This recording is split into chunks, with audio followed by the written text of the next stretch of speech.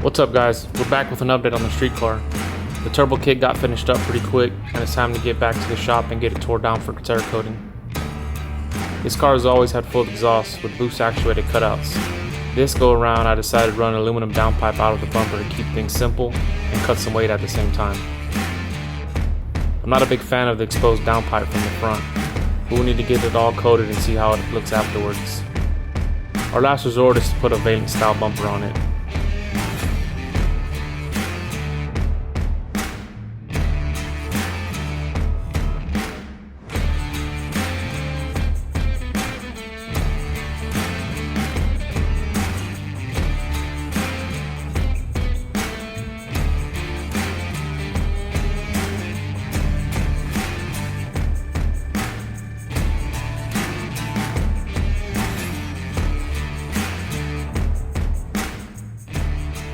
Okay, am I right? Fucking rat rod. No, not a rat rod. It's a resto mod. Fucking resto. Like you're good right there.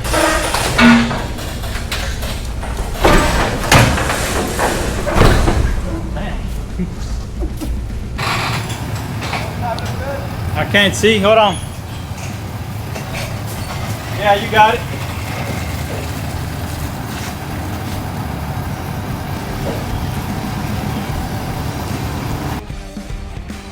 Our plans are to get the car unloaded and start disassembling the turbo kit so we can get it to the powder coater as soon as possible. The Motion wastegate flanges were a really nice touch and really simplified things with fabrication. We opted for textured black for the cold side and compressor cover to match the BTR equalizer intake. A little bit of rattle can paint touch-up was in order after having the turbo mount welded to the frame. It will be covered by the turbo, but it came out great.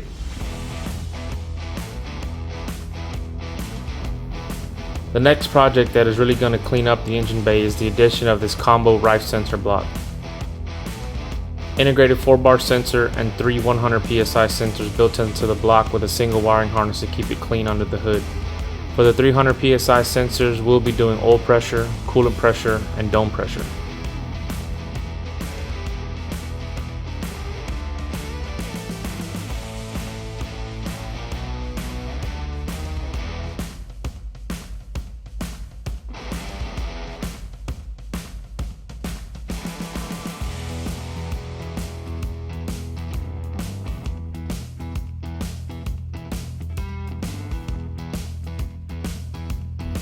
After installing the Rife sensor to the firewall, we went ahead and started looking at the Holley schematics to figure out what signal wires we needed for the Rife sensor block. One cool thing about the Rife sensor block is that it only needs one 5-volt and one ground wire to power all the sensors. On my old block I had to have one of each to every single sensor, so if you're starting from scratch, I would recommend a Rife sensor block.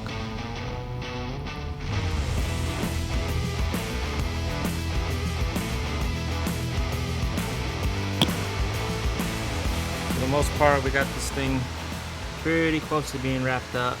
We went with the Rife sensor. We swapped that out. We had one of these low dollars. Nothing wrong with these, but dang it, low dollar sensors with the block and all that good stuff. But it was just it looked kind of cluttered where I had it, so we put the Rife sensor there, running all the wires underneath the intake. We moved some stuff around, used this vacuum block here to go to the pressure regulator sensor. The vacuum boost reference to the regulator. We moved some stuff around, shortened this adapter for the oil that goes to the oil pressure sensor. We just kind of tidied up some stuff. We need to remount this coil bracket. I don't know where we're gonna put that yet. It was right here, but now we have the turbo sitting here, so that's not gonna work. We had a sensor here, came out about this far. Turbo's there now, so that wouldn't work, so we moved that. Gonna route that along here and then go into the sensor, or maybe we'll bring it down this way and go into the intake, under the intake, and do it that way. We need to get a fitting here because the other one's messed up, it won't come out of the rails.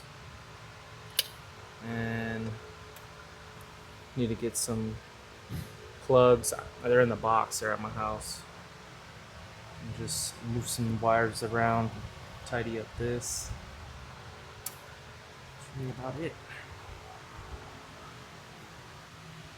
My brother did all the rewiring. You can't tell, but he had to swap over some signal wires and give the Rife sensor ground and 5-volt.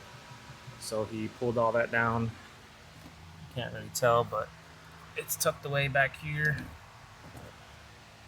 It's tucked away over there. Doesn't look pretty, but it's out of the way. That's all that we care about.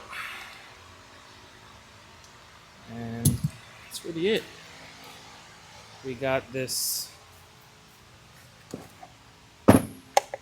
excess power XV3400.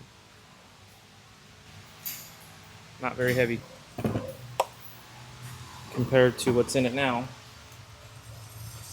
Probably about 46 pounds, so it's gonna take about 40 pounds off the back.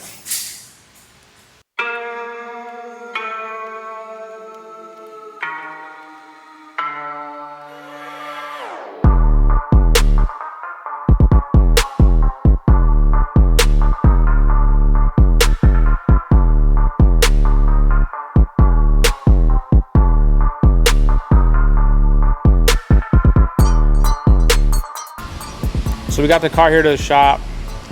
There she is. We just took the turbo kit off. The whole turbo kit, we took it off. And we're gonna be taking that to get powder coated. I'm not a fan of wrapping the hot side or anything like that. And I don't really like the polished look. So we're gonna get that powder coated, all black. And we have a new intake on it too. So we need to, I took him the intake, but he just set it on there and made the kit. So we need to bolt the intake down. I need to go get the injectors cleaned. They've been sitting for a while and it's on E85, so I figure why not. What else do we need to do? That's really about it. The car was running prior to this, so it has, the only thing is we put a 169 first Power Glide in it, and it had a 400. It had a 350 gear, now it's got a 370 gear. I left the same stator that was in the 400, and I put it in the Glide because I'm gonna be going from like 7,400 RPM shift point to about 8,500. So I wanted to see what the converter would do the way it sits, and that way if we restall it, we'll kind of have a little bit of data to go off of based off what it is right now. I didn't want to just make a change when that could be close or possibly work. Other than that though, I mean, the car's good to go. It might need, you know, some tune-up changes, but other than that, I mean, the car was running. So I'm hoping we can get to the track pretty soon. I don't know how long the powder coating is going to take. The guy that does it, he's right down the street, so he's going to get that done for us. Since we went to the track last, it did a huge wheelie.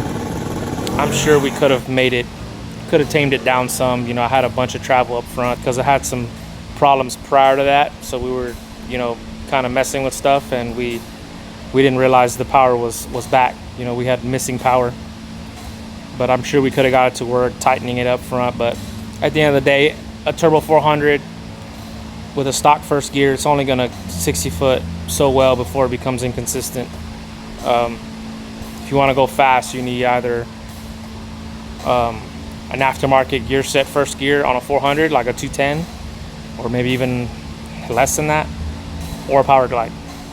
And since then, also, we pulled a bunch of weight out the car. So we took out, it had a bench seat. I'll drop some pictures if I have them. It had a full bench seat. It had big, like 12 or 13 inch wheel woods all the way around. Back when it had 17 inch street setup, you know, we wanted the big, you know, rotor look. So we had big 12.7 or 13 inch rotors on it all the way around. We swapped those out for TBMs. We put lighter seats in the front, color match to the whole interior. What else did we do? We did a few other things that I can't really remember. Carbon dry shaft, 400 to glide, that dropped some weight. We shortened the rear end. We went with the aluminum center section. I think we did the math and we took about a little over 200 pounds out of the car. And it's got an aluminum block, the 5.3 blocks aluminum. So the car's not it's not heavy. It's not really light, but it's not heavy. But yeah, if you guys haven't subscribed, be sure to subscribe. Hit that bell notification. We got a lot more content coming up. You see that other Malibu? That's my brother's. We have so many parts for that car. We have almost everything we need.